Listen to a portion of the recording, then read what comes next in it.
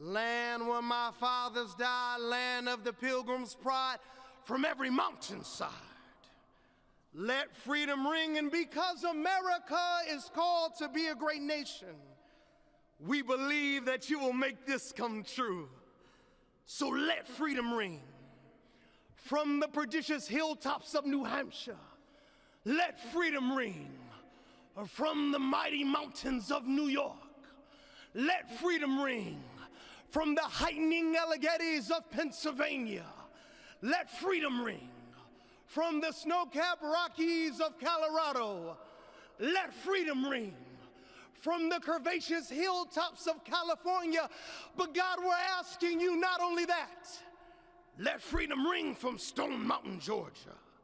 Let freedom ring from Lookout Mountain of Tennessee.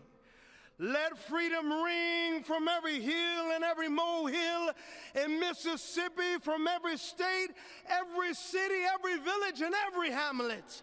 And when we let freedom ring, we will be able to speed up that day where all of your children, black men and white men, Protestant and Catholic, Jew and Gentile, will be able to sing in the meaning of that old Negro spiritual, free at last. Free at last. Thank you, God Almighty. We are free at last. If you believe where the Spirit of the Lord is, there is liberty. Come on, put your hands together and give your great God great glory.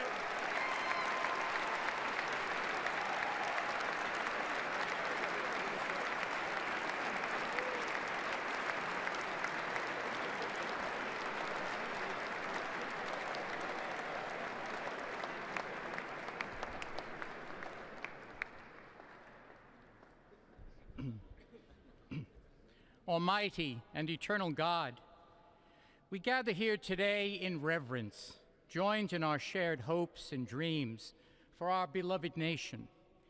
In this sacred moment of the inauguration of President Donald J. Trump and Vice President J.D. Vance, we turn our hearts to you, seeking your divine assistance and abundant blessings upon this pivotal moment in history. We come before you with profound gratitude for the many gifts you have bestowed upon our land. Thank you for the freedoms we cherish, for the strength of our communities, and for the resilience of our spirit. As our President and Vice President embrace their newly appointed roles, we humbly implore that your everlasting love and wisdom will envelop them.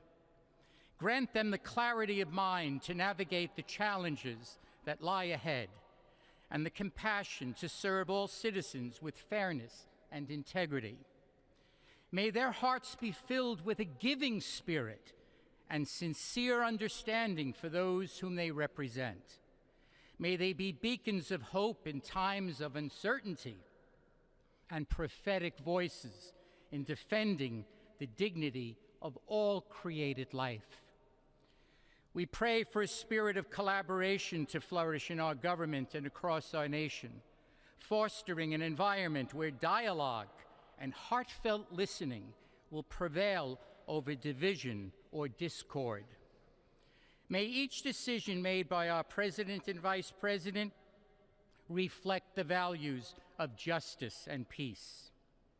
As we embark on this new chapter, we also seek your comfort, O God, for those who feel lost or disheartened. In this time of transition, may your light shine upon them, reaffirming their belief in a brighter tomorrow. May we all strive to lift one another, supporting our fellow citizens with kindness and empathy, recognizing that together we can overcome any adversity. Grant us the strength to endure, the courage to face our fears, and the clarity to see the light that remains, even when clouds of uncertainty may gather. Inspire our new leaders to be champions for the vulnerable and advocates for those whose voices are often silenced. May they pursue policies that promote the well-being of all, seeking to build bridges that will foster unity and belonging.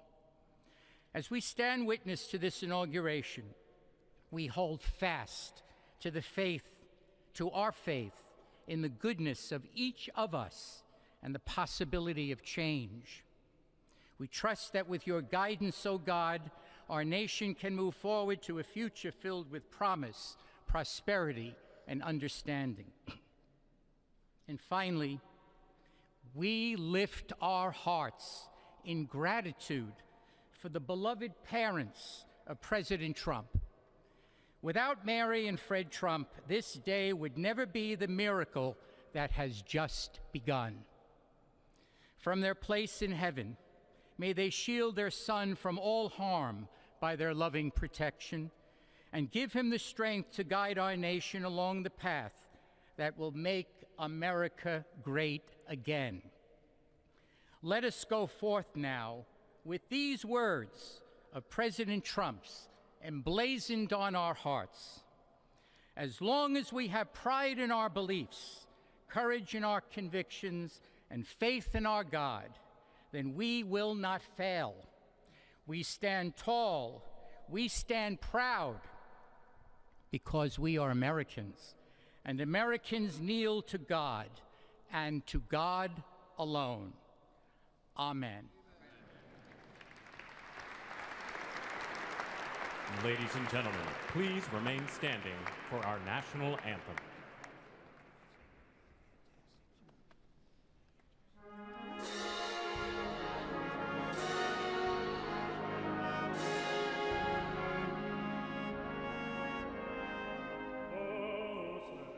Can you say, by the dawn's early light, what a proudly we hailed at the twilight's last gleaming, whose blood stripes and bright stars through the perilous fight of the ramparts we watched were so gallantly streaming, and the rocket eagerly,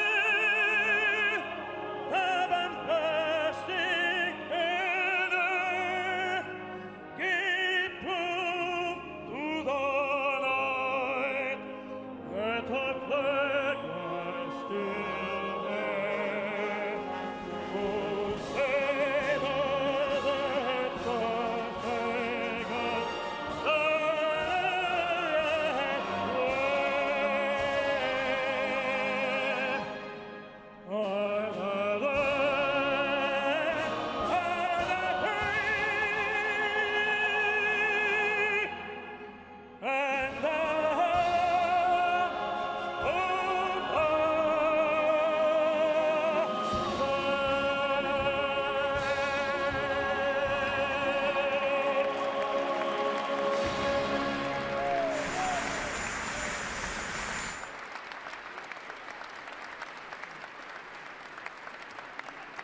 Ladies and gentlemen, please be seated.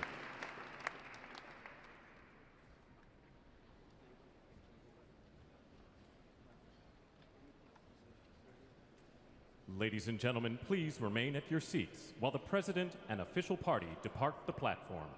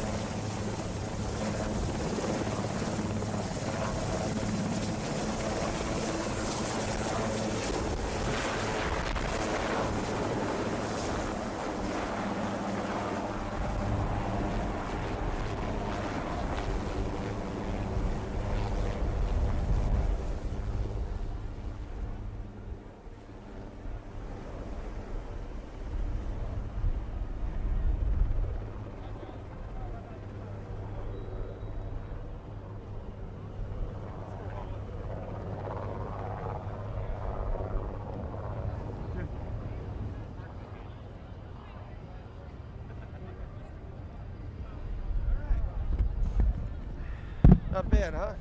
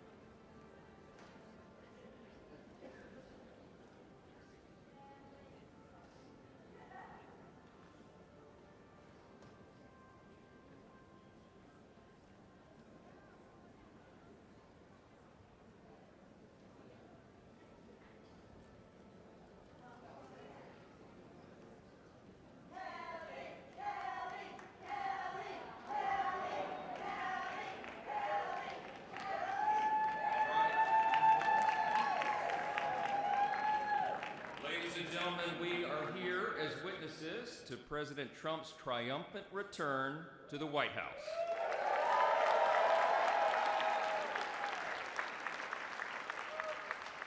Right now, already this morning, you can feel it around the country. We certainly felt it here in the city. America is coming together and roaring back again, and it begins today, as the President just told us. I know we'd all rather be gathered together on the National Mall with hundreds of thousands of our closest friends, but our disappointment is well overcome with our excitement for the future that we feel today. We have the chance to make the next 4 years the most consequential period in our nation's history. And as Speaker of the House, it is my great pleasure, my great honor, to introduce to you the man who will lead us to this new golden age, the decisive winner of the Electoral College and the popular vote, the 45th and the 47th, and the greatest president of our lifetimes, Donald J. Trump.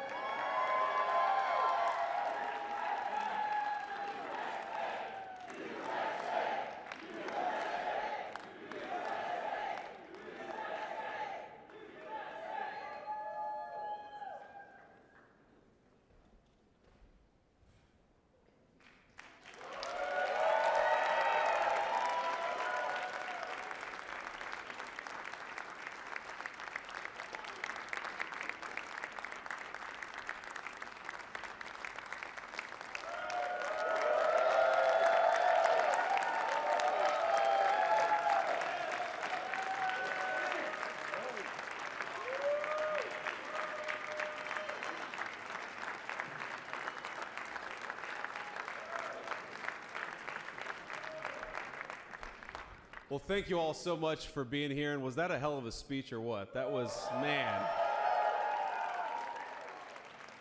That was a good way to start it off. You know, I didn't know exactly what the president would put in that speech, and I hoped to myself that he wasn't going to hold back, and sir, you didn't hold back. That was a hell of a way to start the next 4 years. But I just want to say from the bottom of my heart, and I know I speak for the president and for all of us, thank you, thank you, thank you for making this possible. We love you.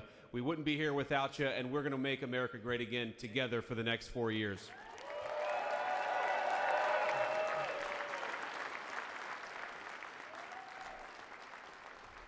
And the last thing I'll say is, you know, having stood outside for about 5 minutes to wave goodbye to the Bidens, thank God we moved that thing indoors, because it was a beautiful ceremony and it was cold as hell outside. So, sir, the 45th and 47th President of the United States, Donald J. Trump.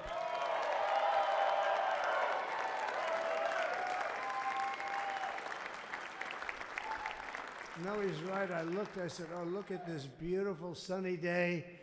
We blew it, and then I went outside and we were freezing. You would have been very unhappy. The sun was very deceptive, I will tell you. It is cold out. And I'm sort of saying, you know, that was so beautiful today. Maybe they should do it there every 4 years. Does that make sense? I don't know.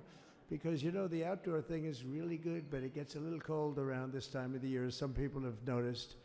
And a lot of times they suffer through it. There was no suffering in that room. It was 72 degrees. It was perfect with the best acoustics I think I've ever heard in a room. This is not so bad either. But I just want to say, you're a younger, far more beautiful audience that I just spoke to. And I want to keep it off the record. I want to keep that off the record, because I don't want to have all those big shots up there. I don't want to think you're more powerful than them, you look better than them, and I love you. Now, we just had a great time. We just had a great day. This was amazing. You know, when you think we took a journey, I mentioned in the speech, a lot of people said that was not a journey that was possible, and it was indeed possible. I didn't really know too much about what they were saying when they said that, but a lot of people felt it, and we hooked up with J.D. very early. I watched J.D. over a period of time. I endorsed him in Ohio. He was a great senator, and very, very smart. The only one smarter than him was his wife. That was, I would have chosen her, but somehow the line of succession didn't work that way, right? But now she's great, and he's great. This is a great, beautiful couple, and unbelievable career. I just said to him, you are very upwardly mobile, because he hasn't been doing it that long, but he picked it up so quickly. Remember, the first week was a little bit like the fake news was hitting him really hard. And I said, ooh, this may be tough, but after that, it was smooth sailing for him. He took on everybody. He took on the meanest. I don't want to use the word corrupt because we're into a new system, so let's wait till the corruption begins, because it will. But he took on some pretty mean people, and he handled it well. I want to also congratulate Mike Johnson for the job that he's doing.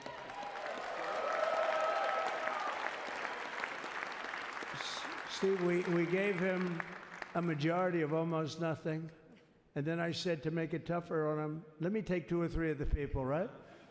I said, he'll only have to suffer with that for about 3 months. How are they doing, by the way? Are they? Is that moving along? Totally unified.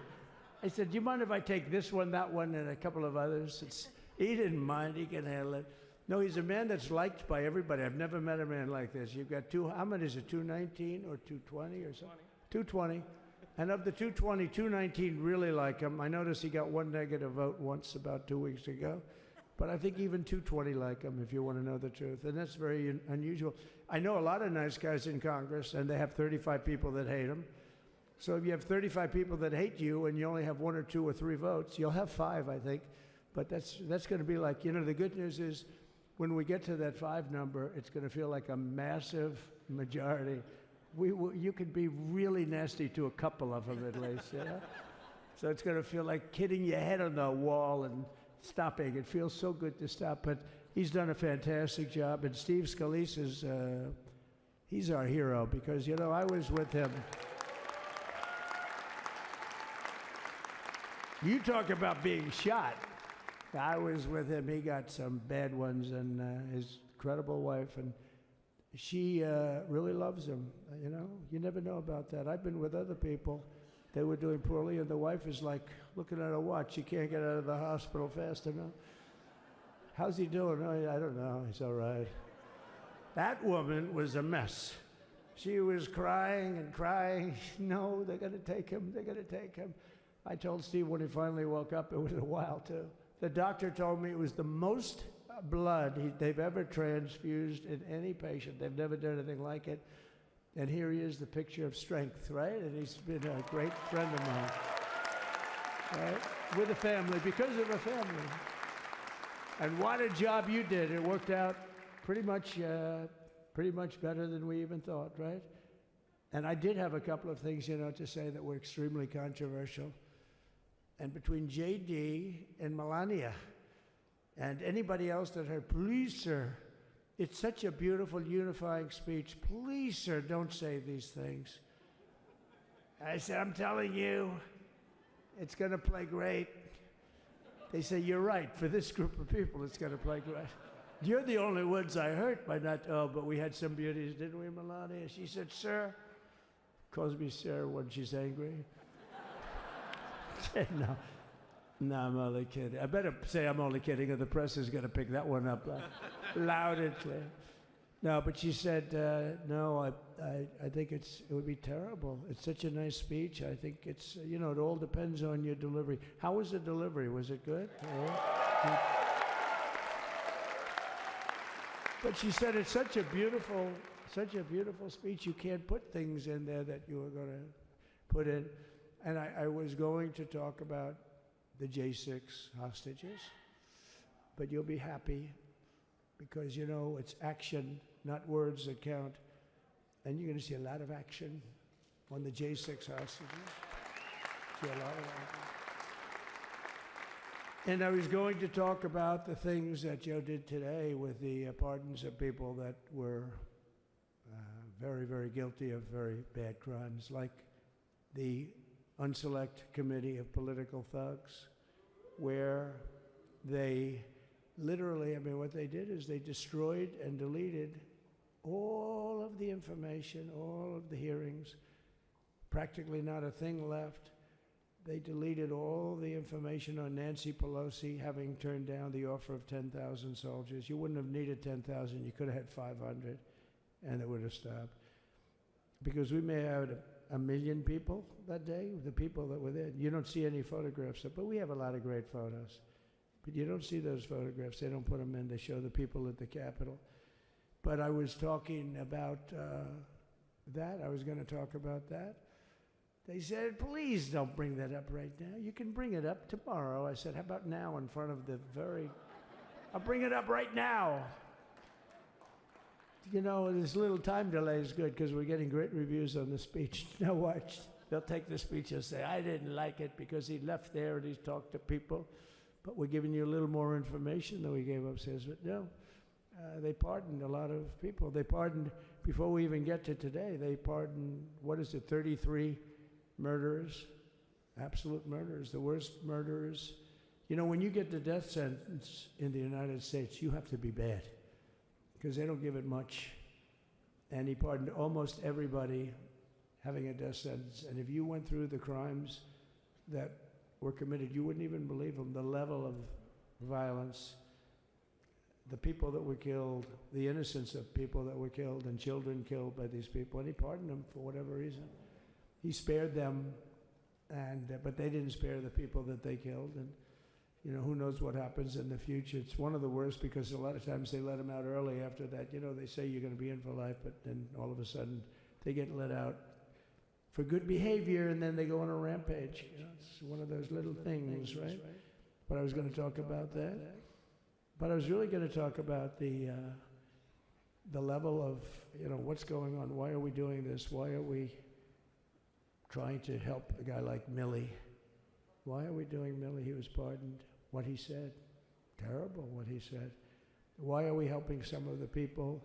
Why are we helping Liz Cheney? I mean, Liz Cheney is a disaster. She's a crying lunatic and crying crying Adam Kinzinger. He's a super crying. I never saw the guy not crying. He's always crying. I looked at him. I remember years ago he was actually on my side. And then one day, you know, when you don't want to kill people in wars, they turn against you. Liz Cheney hated the concept of not going to war with everybody. Let's kill everybody. Let's spend a lot of money on military equipment. You know where her father works, right? And but what she did was incredible. Think of it. They destroyed and deleted all of that information that went on for almost 2 years against Trump. And the reason they did, because it was all false. Like the person that said, I tried to strangle a Secret Service agent. That's one of the toughest human beings I think I've ever seen. I actually had a friend saying, please don't change that, sir. You are the coolest sucker in history. Remember she said, I put my hands around his neck because he wouldn't go to the Capitol. Made up fiction. And I was rebuffed. And the guy on the right is a massive weightlifter, probably stronger than me. Do you think he's stronger than me, honey? You know who I'm talking about. Possibly stronger than me. Slightly younger than me, like, I won't say how many years because I don't want to talk about that, but a lot of years. But I had a friend that said, why are you disputing that story? That's the coolest story I've ever heard. That I would attack a karate champion, get slightly rebuffed, and then throw my arms around a guy with a neck about this big. Even though there are bars, you know, there are bars, you can't really do that anyway. So I wanted to talk about that. But all of that stuff got deleted. And the reason it got deleted is they were all caught in lies. You know, Secret Service testified, and they said it didn't happen. Actually, the two guys were very embarrassed. They're suffering because their friends are saying, did Trump really do that to you? But they gained a whole new respect for me. But it was just make-believe stuff, and there were a lot of make-believe stories made up. So rather than suffer the wrath, like the story with Nancy Pelosi, I offered her 10,000 soldiers. She knows it. She admitted it on tape that her daughter made. She's a videographer or whatever you call her, which I'm glad she is. Oh, she can't be in good stead with Nancy. But Nancy said it was my responsibility as she's leaving the Capitol. She said it was, and it was. She's in charge of security at the Capitol. But I offered them up to 10,000 soldiers, even more. One time I said more, as many as you need. But you needed 400 or 500. If 4 or 5, you 10,000, that would be more than the number of people there by lot. But we offered her 10,000. Think of it, 10,000 soldiers. In other words, J6 wouldn't be J6. There would have been no J6. But she rebuffed them. She didn't like it. No, she didn't like it. Maybe she wanted that to happen. But she's guilty as hell. And now we would have to go through the process because they destroyed all evidence. They deleted everything. There's virtually nothing left. The other fake story and so many other fake stories. And many people came out on our side. And those people now, we've got to find them. There's nothing left. So that's a criminal offense. If that were a civil case, it would be a criminal offense. If that happened civilly where you did that, it would be a criminal offense. So I decided I'm not going to make this speech complicated. I'm going to make it beautiful. I'm going to make it a unifying speech. And then when they said we have a group of people that are serious Trump fans, I said, this is the time to tell those stories.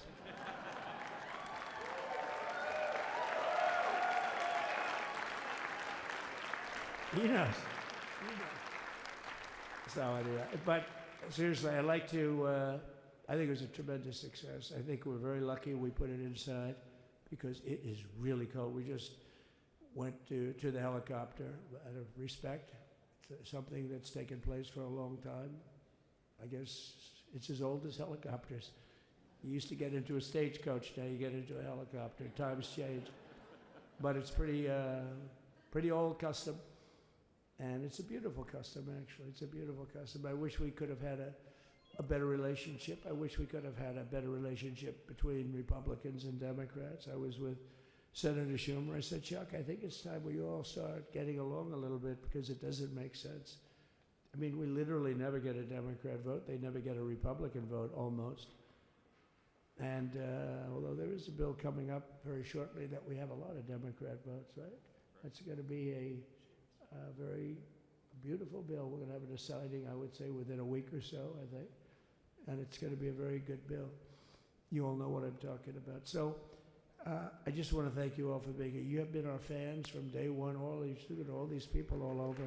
You've been our fans. This has been a, there's never been anything like it. There's never been anything like it. This has been a movement like no movement ever in history for probably any country, let alone this country.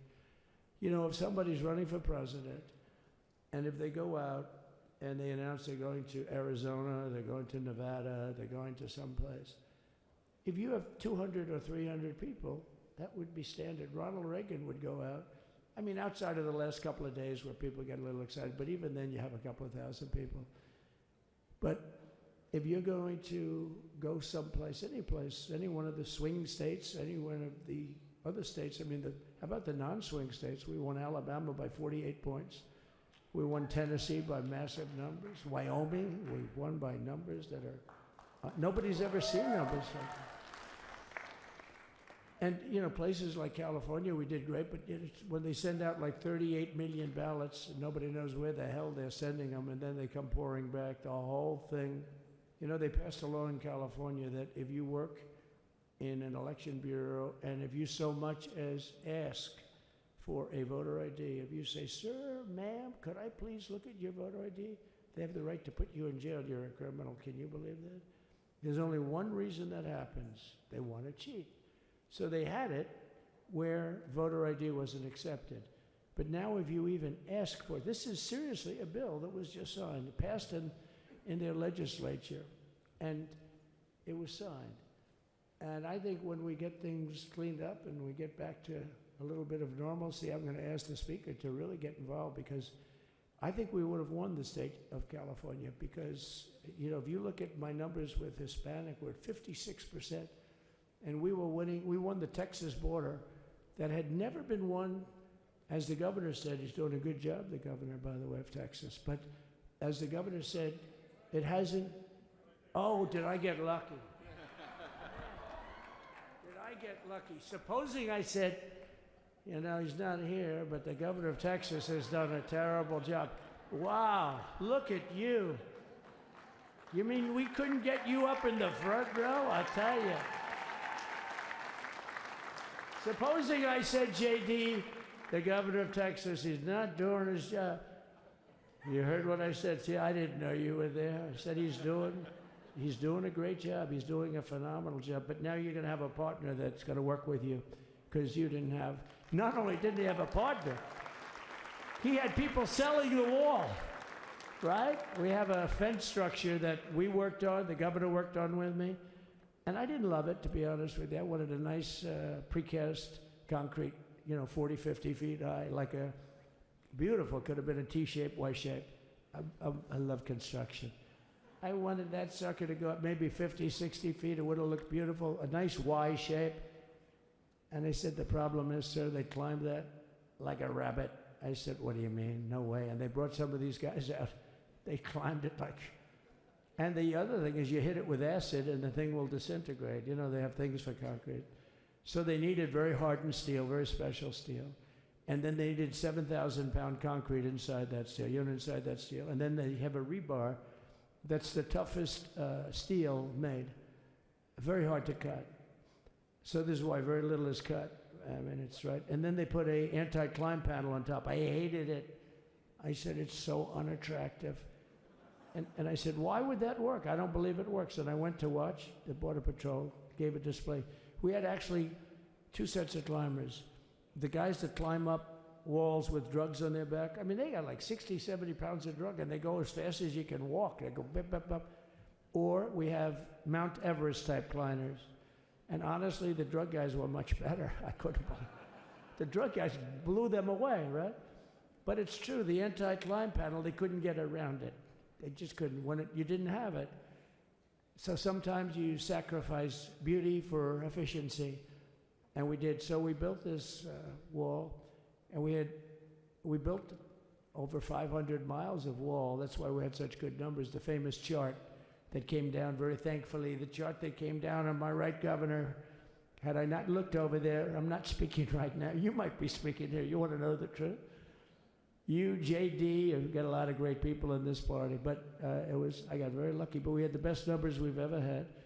But I bought, you know what happens is when you fill it up, it's like water. You fill it up. Now we have 571 miles of wall. And they would always say, you know, when we renovated a wall, so there'd be like a piece of plywood sitting there for 60 years, or a 2x4 sitting for 60 years on the ground and rotting. Because, you know, and they'll say, you didn't build a new wall. Here we're building 50 feet up in the air, 30 feet sections, 50-foot sections, all steel, all concrete, all everything. And all, by the way, they don't even want me to say this, but what the hell, doesn't take that long time. They're all wired for all of the equipment. We put wires in everything so they can easily wire for all the different types of equipment. And if there's a doubt, we have to wire. Whenever we just look, you just find the wires all over the place up top, so we can just hook it up. We don't have to have wires on the outside, which wouldn't do too well, right?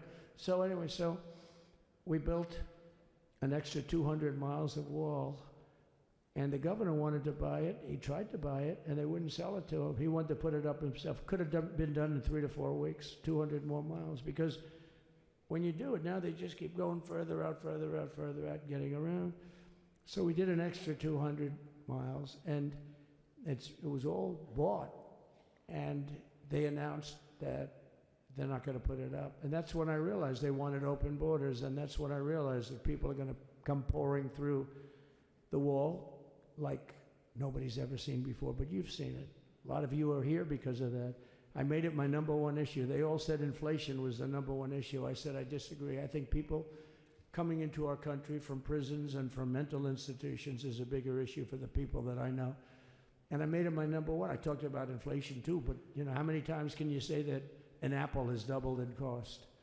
I'd say it, and I'd hit it hard, but then I go back to the fact that we don't want criminals coming into our country. We don't want the jails of every country in the world virtually being deposited into the United States, and that man had to suffer with it. And he did an unbelievable job. I'll tell you, he was a very popular governor, but now he's like an unbeatable governor because of your border policies. He was fantastic. And he really was. So. Governor Abbott is he's a great man, a great leader. And, but it did make him very more, did you do it? You didn't do that for politics. You did it because you wanted to do the right thing. But I'll tell you, it sure as hell worked for politics too. It's self-preservation, that's right. But no, because the people are demanding it. The people of Texas are demanding it. The people are demanding it all over. So anyway, so we built it, and they wouldn't let us use it. They wouldn't let the governor use it. And other governors, they wouldn't let him use it. But he was the leader of the pack and did a great job. And then we heard about a month ago that not only wouldn't they let us use it, they were selling it, they were going to sell it for 5 cents on the dollar. Now, 5 cents on the dollar then, but today it would cost more than twice as much to build because we bought it like 6 years ago. And it was just sitting on the ground, and that does not do well for the whole thing. But it was just sitting on the ground, and I heard about it, and I called the governor, and I called a lot of people, your attorney general. And here's the story. They were going to buy it, and these are great business people. They were going to buy it for 5 cents on the dollar or less. And they were calling us up, we'll sell it to you for 200 cents on the dollar. In other words, it will cost you twice as much, so it's 200 cents on the dollar. I said, can somebody explain that to a judge? I mean, how corrupt is that? You'd think they'd say, maybe we'll sell it to you for 20 cents, 30 cents, but not 200 cents. So they were going to buy something for 5 cents, and they were going to sell it to us for a fortune. They were going to make it would be, they'd have it down at, in Fortune magazine, they'd put it of the deal of the year, okay? You buy something like that. But it was so corrupt and so horrible. And when we told that to the administration, they didn't care. They just kept going forward. They couldn't care less. And they kept going forward. They knew that they were trying to sell it back to us. They would have sold it back to us. You would have ended up buying it. You would have paid probably 50, 60 cents, who knows. But they were going to use it for scrap metal, but then they made a much better deal. They could just buy it and sell it to us for 15, 20 times what they paid. 20 times, think of it, like 20 times what they paid. And we wouldn't let it happen. And the governor with his attorney general, Ken Paxton, they made a fantastic, they're a good lawyer. He's pushed around pretty good by people, right? I said, you got a great attorney general. They should leave him alone. He was with me. But Ken and the governor went to court, and a judge actually became incensed and actually called for an investigation. How could a thing like this happen? So he stopped it. So we're waiting to put that wall up. And now that you have a new president, that wall will go up so fast. The governor will complain, sir. This is Greg Abbott, sir. Please, the wall is going up too fast. Please don't do that. You know the story about winning. No, we're going to win too much. We're winning too much. Please, let's stop. People always love that one. We'll do this with the wall. Governor Abbott calls, sir, the wall is going up too fast. We can't take it. We just can't take it. No, I think you'll be very happy if the wall goes up too fast, right? But we'll get that done, and we'll work with you on that. But it was a great decision by a great Texas judge, right?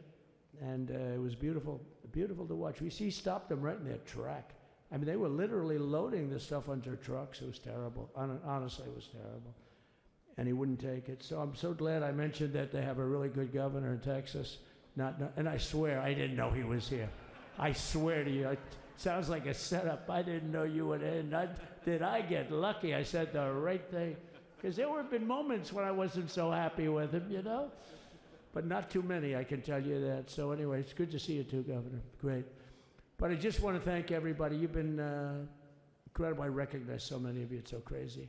But this has been a long journey. This was a journey that started in 2015, probably started 20 years before that. People used to say, you're going to run for president? You're going to run? And I always said, no, I don't want. And then one day I said, let's give it a shot. And what I talked about then was the border, too. I think it probably was the number one issue for me. Back in 2015, 2016, I talked about the border. And now I talked about the border, but this border is much worse. We fixed the border. It was totally fixed. There was nothing to talk about. 2020, by the way, that election was totally rigged, but that's okay. It was a rigged election.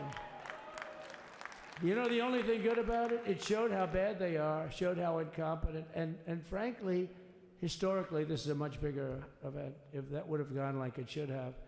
The bad thing about it is some bad things happen, like a lot of people in our country that wouldn't be in our country right now. So, you know, that's the bad part. But I will say that it started in 2015, and right from the beginning, we went to the top. Day one, they announced Trump, and Trump went to number one and stayed there for the whole primary. And then we took on Hillary. She didn't look too happy today. We took on Hillary. A very nice person, but we took on Hillary and we defeated Hillary, and then we did much better the second time in 2020. You know, we got millions more votes. We got millions, like 10, 12 million more votes than we did the first time. No president has ever gotten that many more votes. I got like 9 million more than anybody else had ever gotten, and they said we lost. And because of that, I said to Melania, what do you think? And she said, you want to do this again? And had we lost, and had I thought we lost, I wouldn't do it again, because that's like the ultimate poll, right? But I knew how well we did, and this time we made it too big to rig. It was so big. They tried like hell in the butt. They tried to do it, and around 9:02, they gave up. Last time they did bad things, but this time they just said, yes. You know, I don't know if you saw, Mr. Speaker, in Washington, they had placards. They were all set to march. They thought it'd be closer. A gentleman asked me, a very respected gentleman asked me yesterday, how come the polls were so wrong? They showed you winning, but not in a landslide. I said, because people that are true Trumpers are so angry at the whole polling system and at the writers, the fake news, that they don't want to talk to anybody. So when you call somebody from Trump, who are you voting for? They say, it's none of your business. I'm not telling you. And that was probably 40% of the people they called. So they would discard that one, and they didn't show that. And then when the election happened, you know, the vote came, and it was much different, much higher than we're going to win, but they really thought, they couldn't believe, the one man said, I mean, it was so much higher. We won all 7 swing states. We won the popular vote by millions of votes, which is hard for a Republican. I'll tell you who came through. The unions came through. The auto workers were great. The Teamsters were great. The firemen were great. I think almost every union was great. The only one that weren't great, although Sean was great, and the Teamsters, Sean O'Brien, the head of the Teamsters, was fantastic. But generally speaking, the head of the union was against Trump, but the union would be with us for like 85%. Look what we did with the auto workers in Michigan. Look what we did with the Teamsters. The Teamsters were unbelievable. They were a solid Democrat vote, and they voted for Trump. So we had a great experience. Now we have to go to work and get it done, because we have to do something that's going to be great. We're going to turn our country around, and we're going to turn it around fast. And I think this was a better speech than the one I made upstairs, okay? I think this was better, JD. I think this was much better, and I got to see my friend. So, Governor, take care of yourself. You call me, we'll start working. You know what that means with him? He's going to be calling me tomorrow morning at about 6. And I said, how about next week? You call me, and we're going to get it started real fast. We'll really help you a lot. You've done a fantastic job protecting something which it's not supposed to be for the states. And amazing job you've done. Thank you very much. And I want to thank everybody. And I have a First Lady who's been incredible. She's been incredible. I shouldn't say this. I'm going to get hell when I say this, but her feet are absolutely aching. You know, those heels. And we thought we were leaving. We were going home. Sir, would you be able to go down and say hello to some of your other fans that are here? I said, oh, I didn't know that. Wow. Did you get to see pretty clearly the picture, I hope? Good. That's good. But because you wouldn't want to make the same speech again, right? But she said, darling, I love you so much, but my feet are killing me. I said, honey, let me just see how far it is. I asked the person. Oh, not that long, maybe 400 or 500 yards. That's 5 football fields. I said, can you make it? She said, we're going to make it no matter what. We're going to make it because we have to go. Right? Right? And then we went out to the helicopter, though, just prior to this, and said goodbye. And it's a custom, and the wind is blowing like crazy. And with the hat that she's wearing, she almost blew away. We almost lost off her. She was being elevated off the ground. She almost blew away. No. So we all appreciate it, because you've been a great First Lady. A beautiful and a great First Lady. And they love our First Lady. You know, JD, whenever I make a speech, I see hundreds of times, we love our First Lady, and they do, and they should. She's great. So I just want to thank you very much. I just want to thank everybody. And I felt that, I said to JD, should we give him the A treatment, the B treatment, the C, the D, or the F? You know what the F is? Hello, everybody. Thank you for being here. Bye-bye. I gave you the A+ treatment. Thank you. Thank you all. Thank you, Governor. Thank you all very much. Appreciate it.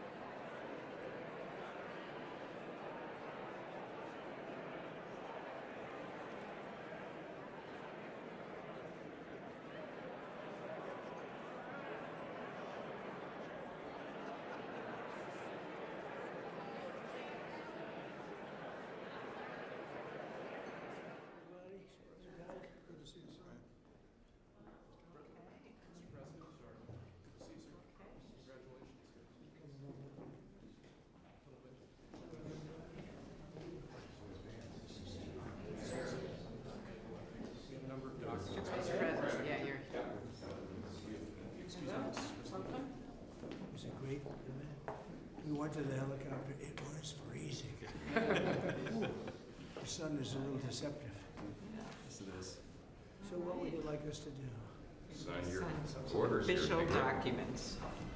Okay, I assume they're going to be happy with these documents? Yeah, we might not be here. It's the next step. It's a tradition. Sir, the first is 22 cabinet and cabinet level appointments for your signature. Okay.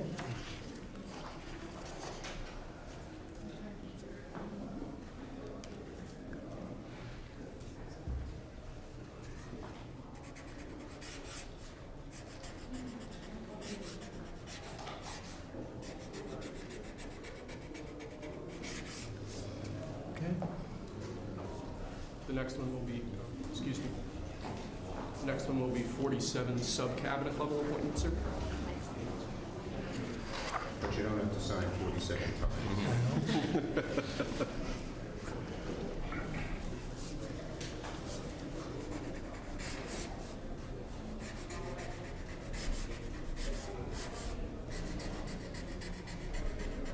Okay. Thank you, sir. Now 31 acting designations and appointments to effectively take control of the government. Let's do that. Yeah, that's important. Sounds important, doesn't it?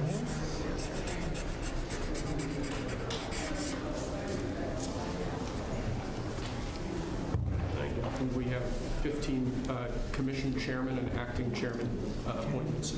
Send here. Commission chairman and acting chairman.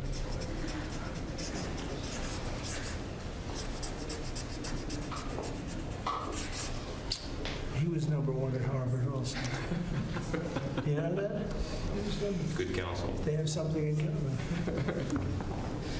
Thank you, sir. Lastly, we have a proclamation ordering that on all future inauguration days, including this inauguration day, that flags shall be flown at full mast. Very important.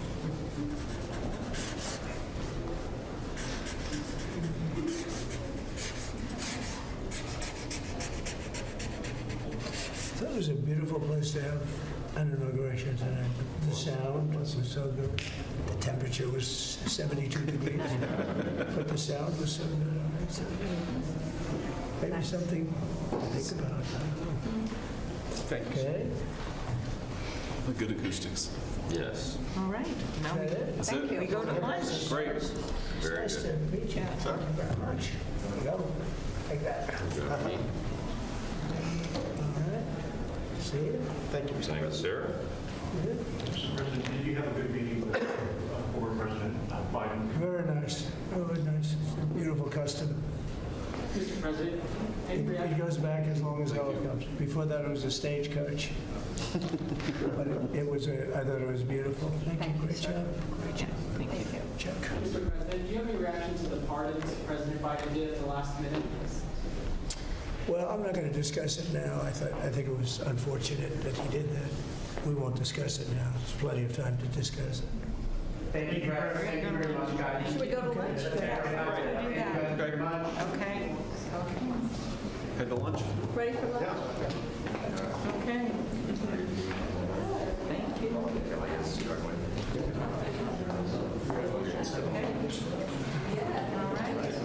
Okay. That was 3 times the number of appointments you did in 2017, sir. On day one, plenty of time. Just getting started. A lot of good work to do. Closure. So where are we going to stop? That's good counsel. Try to look at your documents. So that's when they get green.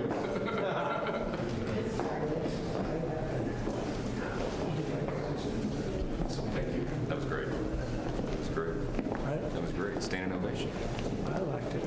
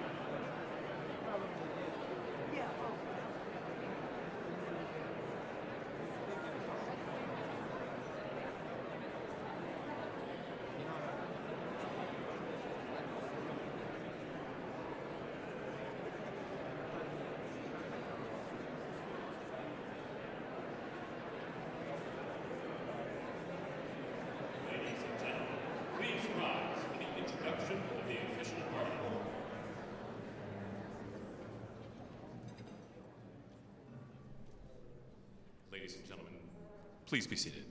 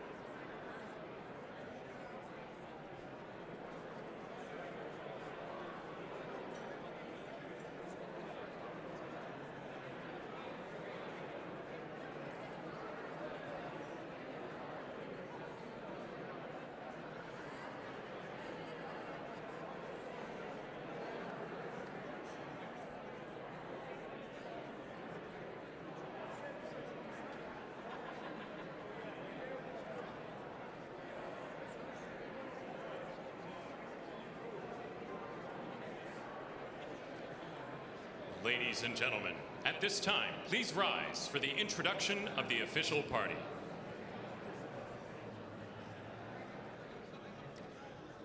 Please welcome members of the Joint Congressional Committee on Inaugural Ceremonies, the Speaker of the House, the Honorable Mike Johnson, accompanied by Mrs. Johnson, Senate Democratic Leader, the Honorable Charles Schumer, accompanied by Mrs. Weinschall Schumer, House Majority Leader, the Honorable Steve Scalise, accompanied by Mrs. Scalise, and House Democratic Leader, the Honorable Hakeem Jeffries.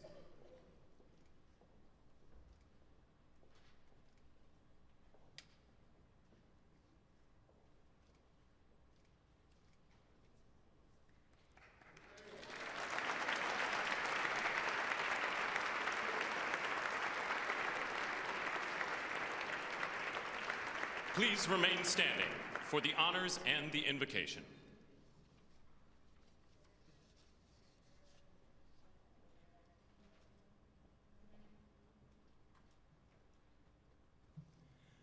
Ladies and gentlemen, escorting the Vice President of the United States, ranking member of the Joint Congressional Committee on Inaugural Ceremonies, the Honorable Deb Fischer and Mr. Fischer.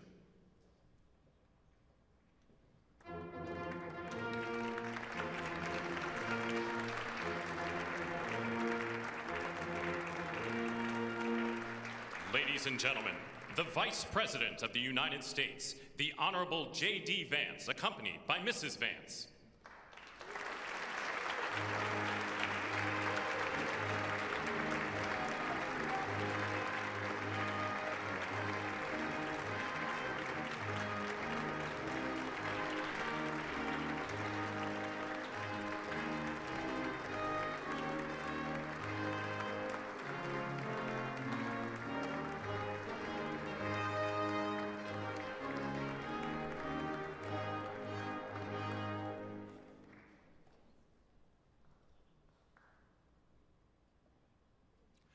Ladies and gentlemen, escorting the President of the United States, the Chairwoman of the Joint Congressional Committee on Inaugural Ceremonies, the Honorable Amy Klobuchar and Mr. Bessler.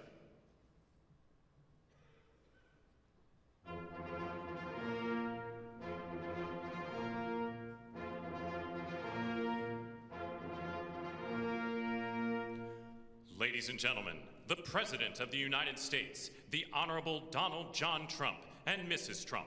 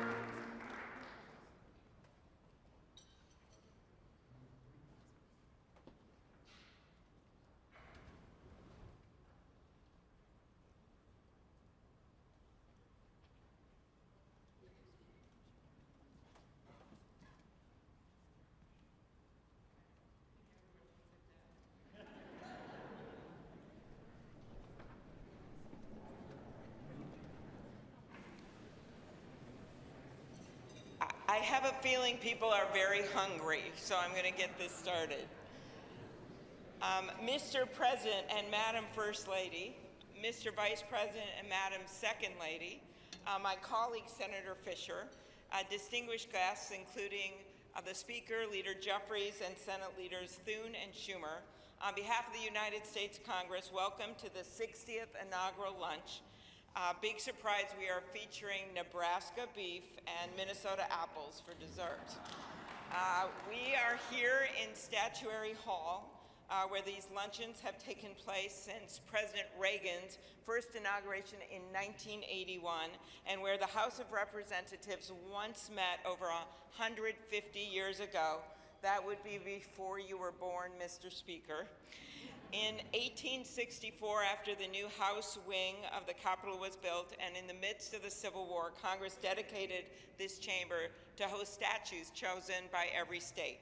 Walking into the hall, we all passed under the arch, holding the marble Car of History clock.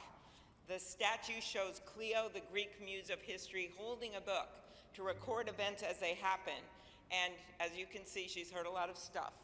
And as she rides her chariot forward into the future, she looks behind her to remember the past.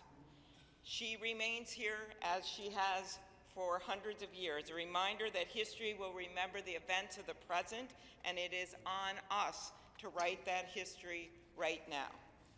Speaking of art, the painting right here before you, I chose this painting for this lunch this summer, and it's titled American Horizon. It's by Jane Wilson, who grew up on her family farm in Seymour, Iowa.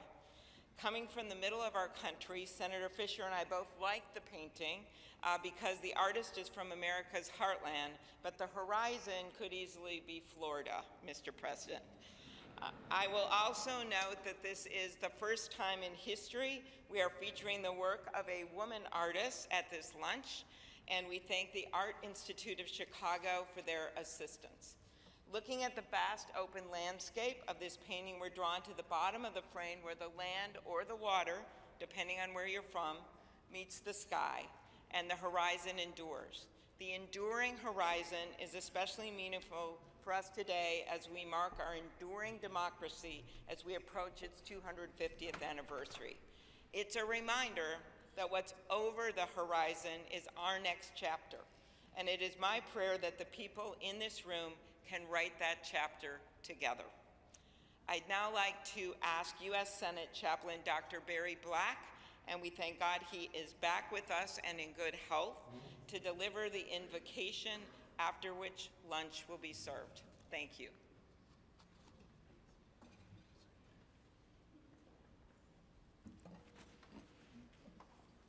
Let us pray. King of kings and Lord of lords, whose kingdom is above all earthly kingdoms, and who judges all lesser sovereignties. Look with favor upon President Donald John Trump and Vice President James David Vance. Empower them with the wisdom and courage needed for our times. Protect them from the vicissitudes and challenges that obstruct the making of a world of justice, peace, and righteousness. Lord, give them a deep desire to do their best for our country and world, and a determination to act in ways pleasing to you. Preserve their families in health and strength by your grace and power. Bless now this luncheon as each of us finds your grace sufficient for every need. We pray in your sovereign name. Amen.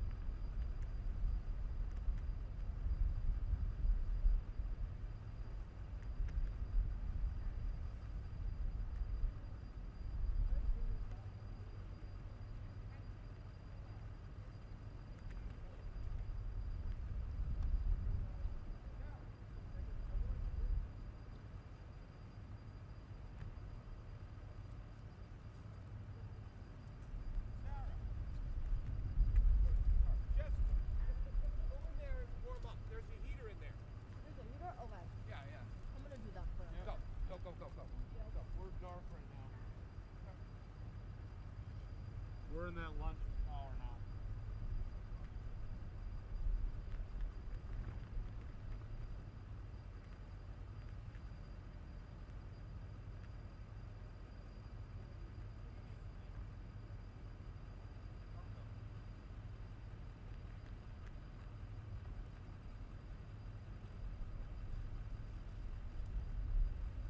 All right. Supposedly have 30 minutes.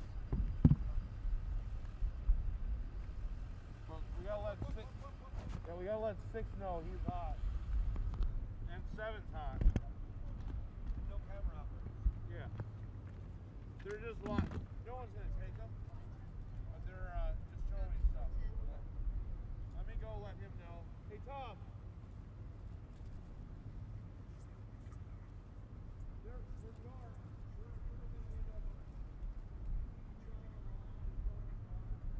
They're showing 6 and 8.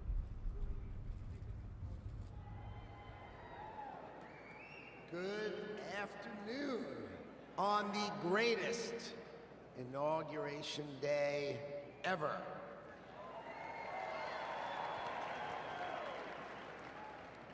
Today is one of the most important days in American history because Donald J. Trump is right now heading back to the White House. I could not be prouder to be standing before you because 77 million Americans voted for Donald Trump to make sure that it is always America first. So I want to tell you some stories because no president, you know, Donald Trump is now the oldest president to take office, but no president has ever had his work ethic, his energy, or his intuition. So when the president sees a problem, he calls it out. You know it, right? He's the one who said fake news. He's the one who said the swamp. He's the one who said the deep state. We've all heard him say it, and now we all know it's true. And his intuition is always right, so he starts talking about bad trade deals. You know, that's what he thinks. So let me tell you a story about the last day on the campaign trail. So I went to meet the president in North Carolina, okay? He gets up in the morning at 8 o'clock. We get in the motorcade, he gives a speech. He goes to 3 states, 4 rallies, an hour and a half each rally, finishes midnight. We start 8 a.m., he finishes midnight, gets on the stage midnight in Grand Rapids, Michigan, speaks for 2 hours. 2 hours, never takes a nap, and when he's on the stage, he's never taken a sip of water. The man is power. He is power.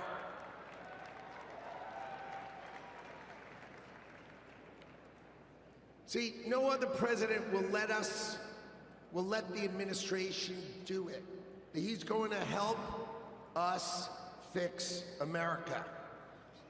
So, I've never been in politics before. I spent my life working and building companies. I spent my life working and building companies, and I worked hard to build a life that really it's only possible in America. But on September 11th, when we saw our darkest day, it changed my life forever. See, my company was located on the 101st to the 105th floors of the World Trade Center. We lost 658 of our 960 New York-based employees. My younger brother Gary got killed. He was 36. My best friend Doug, 39. 658 of my friends and colleagues got killed. So 9/11 could have broken us, but we Americans, we're strong. We don't break. So we all, my employees and I, we dedicated ourselves to rebuilding the company so we could take care of the 658 families that we lost.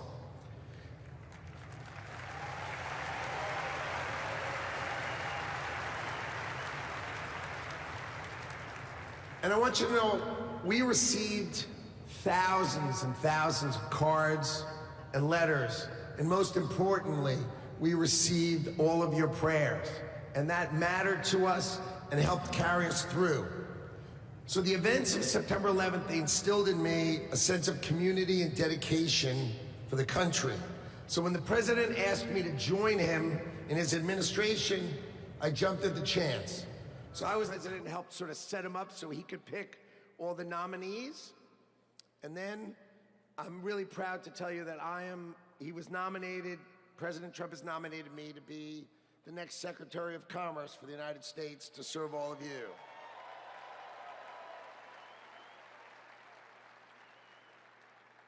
So let's talk about commerce.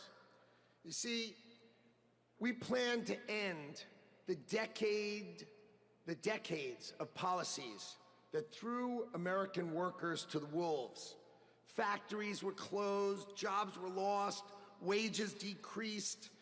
We left Americans out in the cold while country after country of this world took us to the cleaners and made money off of us.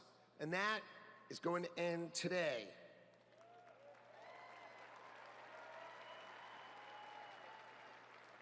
At the start of the 20th century, America was the richest country on earth, and we defended our workers from unfair trade policies with tariffs.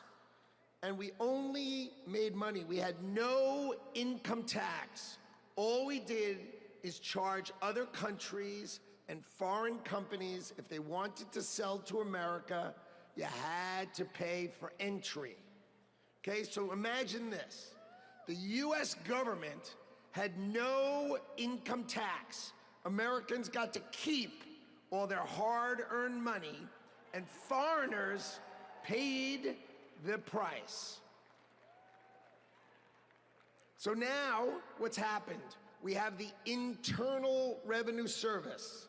That means charge us internally.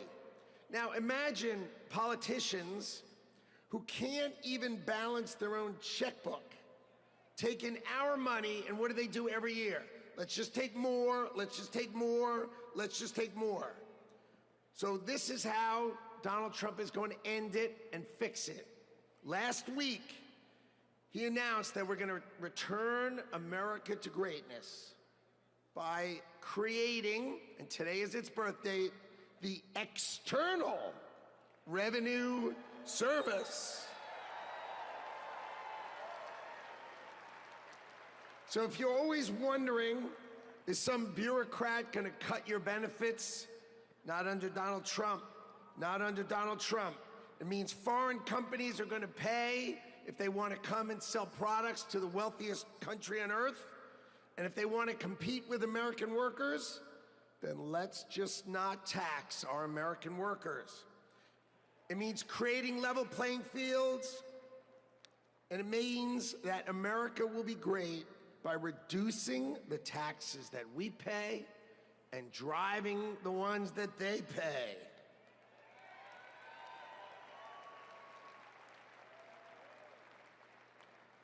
So what that means is the External Revenue Service will put up tariffs or walls that protect you. And that means if these companies don't want to pay, there's only one thing they can do: build their factories in America, hire Americans with great high-paying jobs. Let's double the size of our unions in America, but not just by adding more and more great-paying jobs. That's our objective. So today is the beginning of celebrating the return of common sense and ending the decades of disrespecting the American worker and the disrespect and unfair treatment of our workers. Today, Donald Trump returns to the White House and prosperity returns to America. Thank you all. And I love today. What a day.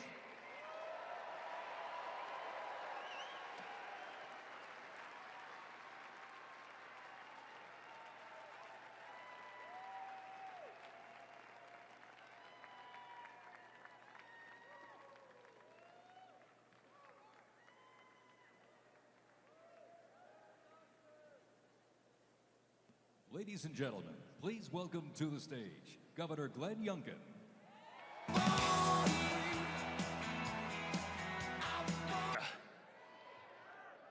My friends, we are standing here on the dawn of a new age, and we are seeing the sun set.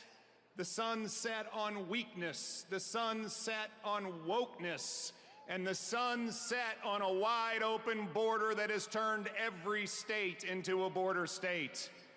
We are seeing the dawn of a prosperous America, the dawn of a secure and safe America, and the dawn of a world that sees peace because we have a strong America.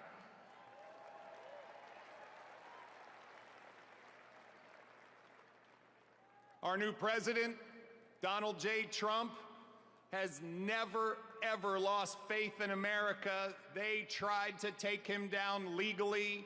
They tried to put him in jail. They tried to even assassinate him. And he never gave up on America, and America, we will never give up on him.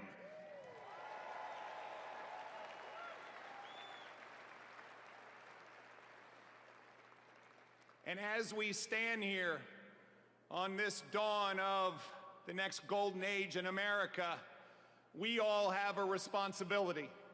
It is our responsibility to stand every day in support of this administration, to do everything that we possibly can do for America's success.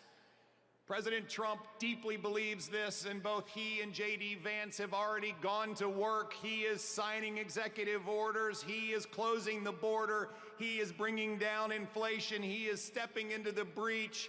Ladies and gentlemen, it is time for America to be prosperous again. It is time for America to be safe again. It is time for America to be strong again. And it is time for America to be great again.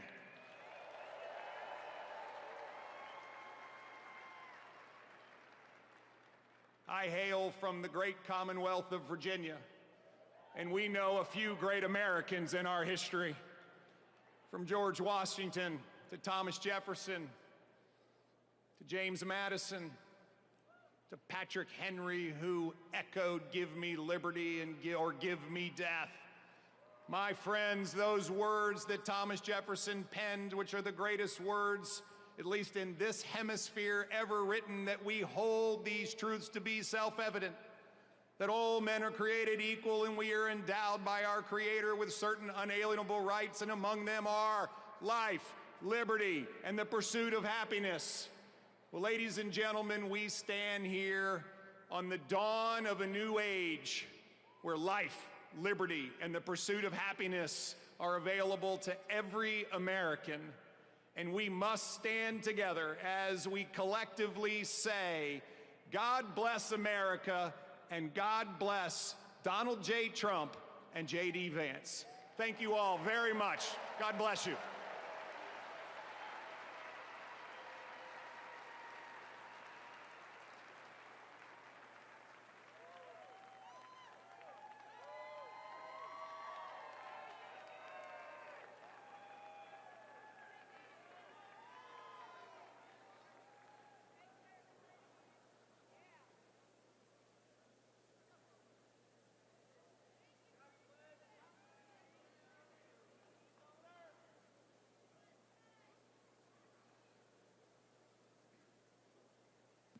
Ladies and gentlemen, please welcome to the stage, Mr. Elon Musk.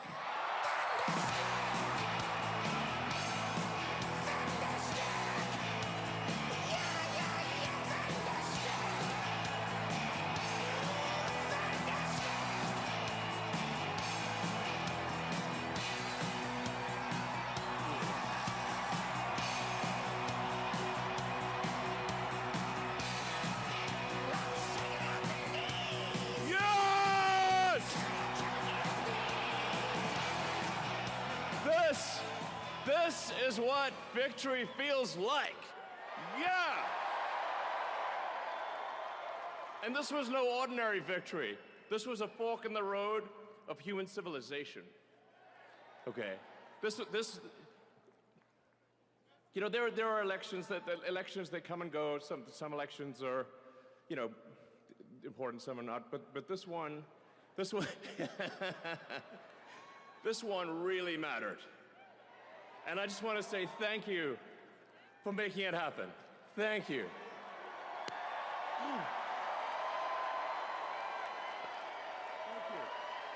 My heart goes out to you. It is thanks to you that the future of civilization is assured. Thanks to you. We're going to have safe cities, finally, safe cities. Secure borders, sensible spending, basic stuff. And we're going to take Doge to Mars.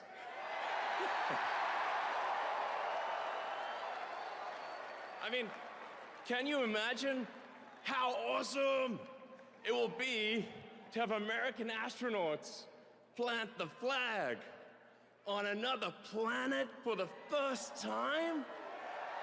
Bam! Bam! Yeah! How inspiring would that be? You know, there's always problems in life. You know, there's this problem, solve that problem. But you know, there need to be things that inspire you. There need to be things that make you glad to wake up in the morning and say, I'm looking forward to the future. Yeah. And I love you guys.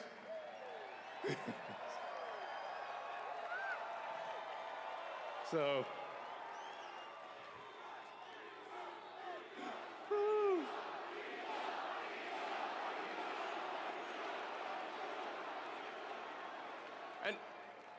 and let me tell you, I'm gonna work my ass off for you guys. So, I really will. I really will. So, and yeah, but I'm super fired up for the future. It's gonna be very exciting. As the president said, we're gonna have a golden age. It's gonna be fantastic. And one of the fundamental things, that one of the most American values that I love is optimism. And this feeling like we're gonna make the future good. We're gonna make it good. So, man, I can't wait. This is gonna be fantastic. So thank you again. And yeah, I'm just so excited about the future. Thank you guys, thank you.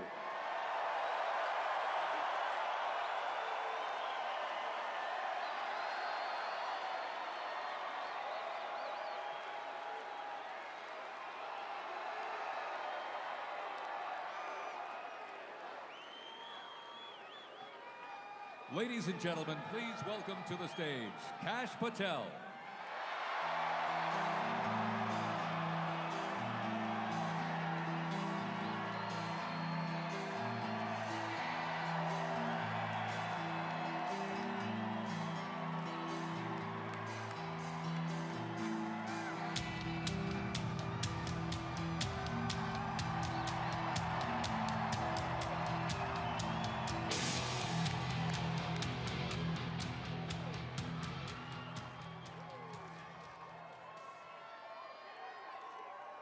My, oh my, how do you follow Elon Musk when he tells you you're going to take you to Mars? I'll tell you how. He and I share something deeply. We love the American dream. And we have been given a gift by God today to usher in a new dynasty, because we just inaugurated Donald J. Trump as our 47th president. And we just inaugurated J.D. Vance as our Vice President of the United States. And we did that because the American dream is alive and well, because you chose that our dream can be the dream for our children and the dream for our world. And we are at a crossroads here in America, but our future is bright because you had the courage to stand for your convictions. So I'm humbled here to talk to you about why I love the American dream. My story's pretty simple, it's unique, and some of you share in it. My parents were born and raised in East Africa. My father in the 1970s fled a genocidal dictatorship in Uganda, where he saw 300,000 of his countrymen murdered, where he saw what lawlessness would do if it was allowed to break through the system of constitutional justice. He fled, like so many others. He married my mother. They moved here. They waited in line. They stood in line because the American dream was worth standing in line for.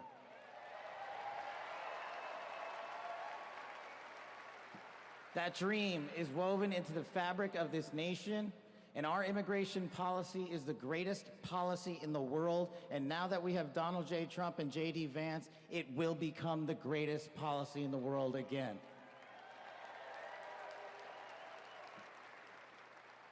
But dreams and hopes aren't enough, my friends.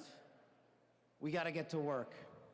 And we got to accept the realities that too many of you know from your communities.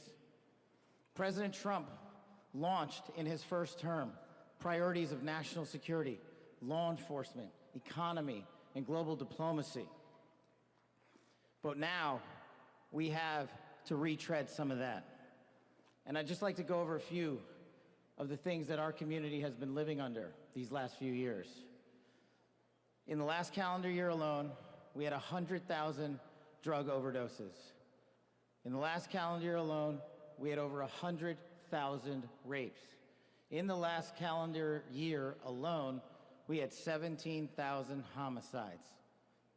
That is unacceptable in 2025 in the United States of America. That is why we need constitutional law and order. When I read the statistic that for the age group of 18 to 45, the #1 cause of death is CCP fentanyl. We are not prioritized to go after the threats that face this country, and most of all, that face our future generations. But thank God, we will be starting right now.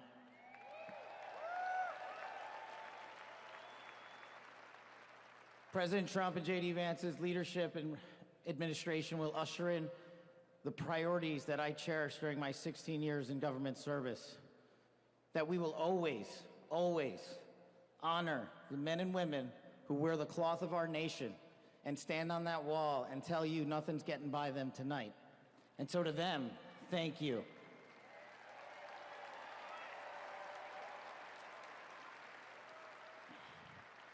To our teachers and our frontline workers and our first responders, y'all choose to show up every single day for our children, for our communities, and we will now show up for you.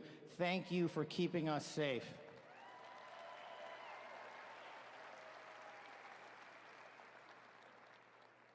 To the men and women in law enforcement, and maybe I'm biased on this one,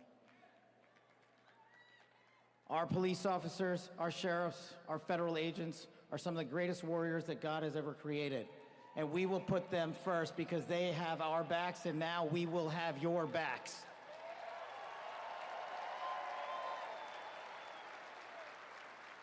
I am standing here because of the American dream. I am not standing here because of the color of my skin. I'm standing here because I earned my right on this stage, and you earned your right to be here with me.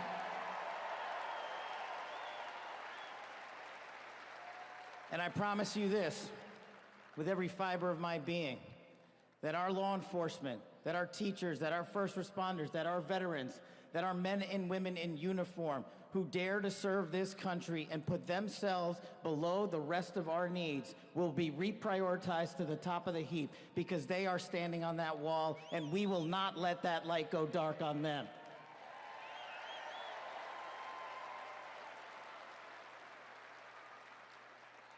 Whether I was a national security prosecutor, a public defender, President Trump's deputy director of national intelligence, his chief of staff at the Department of Defense, or so many other roles that I was humbled and privileged to serve when I swore an oath to that Constitution, which I hope to do so again one day soon.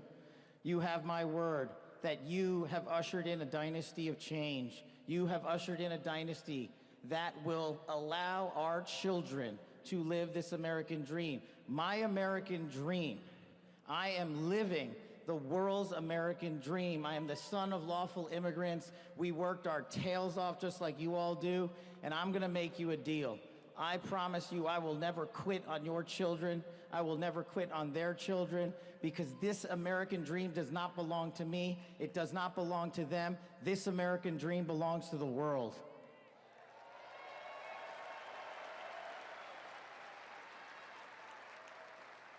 So in closing, I just want to tell you this. It's pretty cool to be speaking in Capital One Arena right before the boss.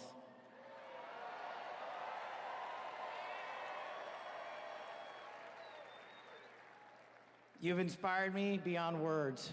Your love, your devotion, your commitment to our country, everywhere I go, shows us that we are not only the beacon of hope, but we are the land of constitutional justice. We are the land under Donald J. Trump and J.D. Vance, where we are going to end the two-tier system of justice. We are going to remove the weaponization of the intelligence community for political purposes. And we are going to put the men and women of America first.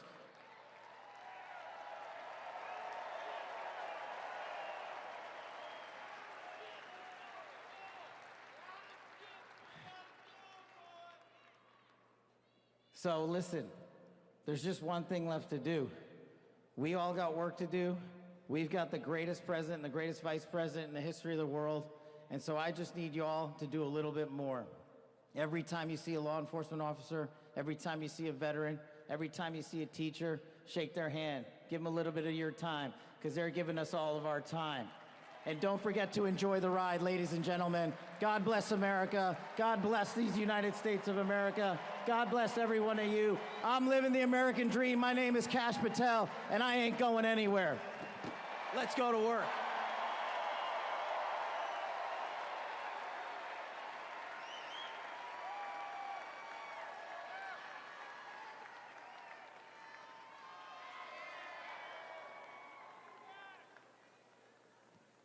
Ladies and gentlemen, please welcome to the stage, Dan Scavino.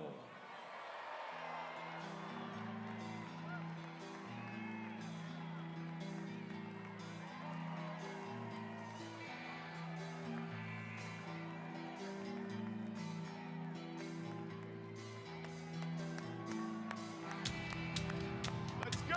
Let's go!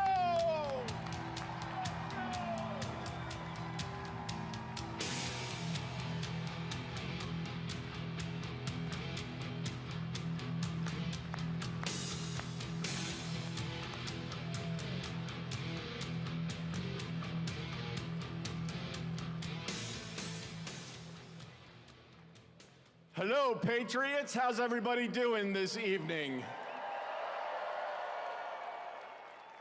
We're back!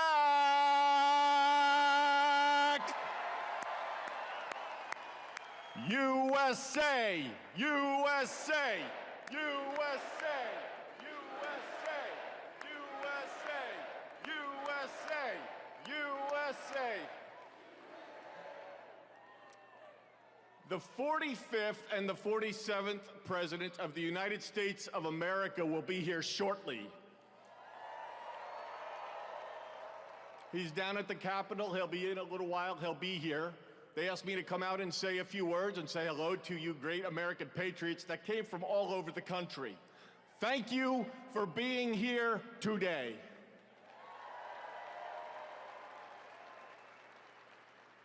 One thing I just noticed when we were leaving the Capitol after the swearing in that really hit me hard after the journey we have been on over the last 9 years, especially over the last 4 years. It really hit me when they took the presidential seal right here and put it on front of the podium for when the president gets here. President Trump often says to us on Team Trump over the years, "You're so lucky that I took you on this journey." In the good times and the bad times, no matter what would be happening, we'd be sitting on Trump Force One, Air Force One, in the Oval Office, at Mar-a-Lago, no matter where it may be. Good times, bad times. You are so lucky I took you on this journey. And you know what, Mr. President? You are damn right. You took all of us on this journey.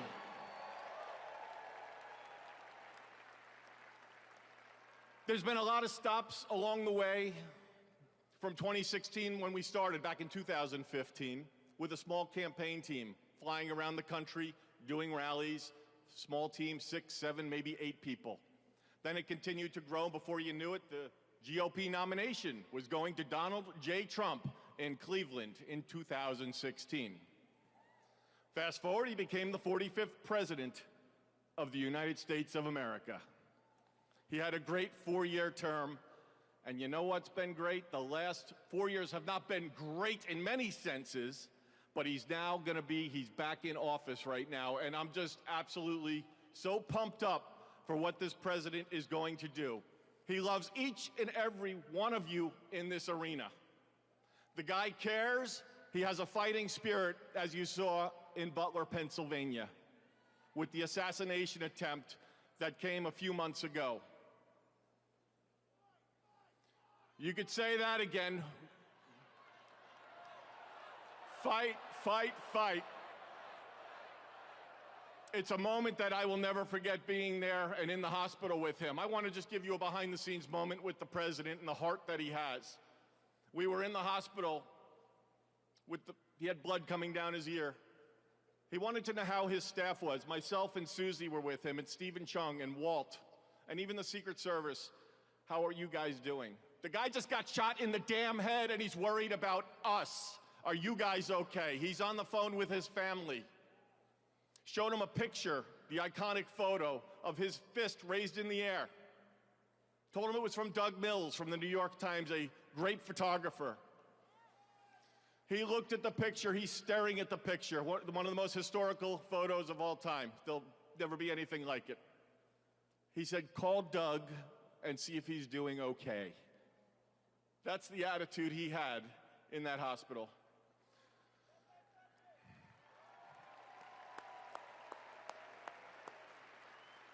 Our president has been resilient through a lot, and I don't need to get into all of it because you're all familiar with it, and I'm convinced much of it that went on over the last 4 years is why he won the election in an electoral landslide.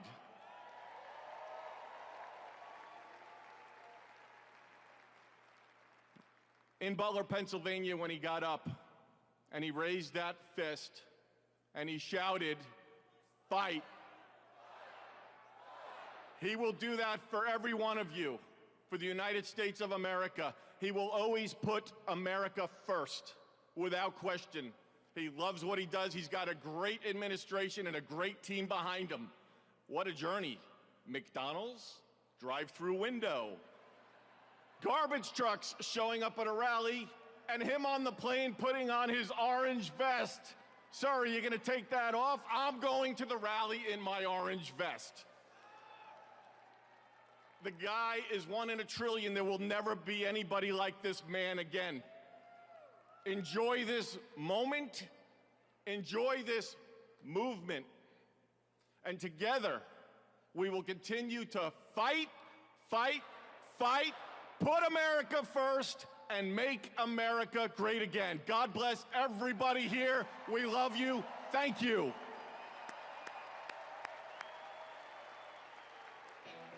Josie's on a vacation far away. Come around and talk it over. So many things that I wanna say. You know I like my girls a little bit older. I just wanna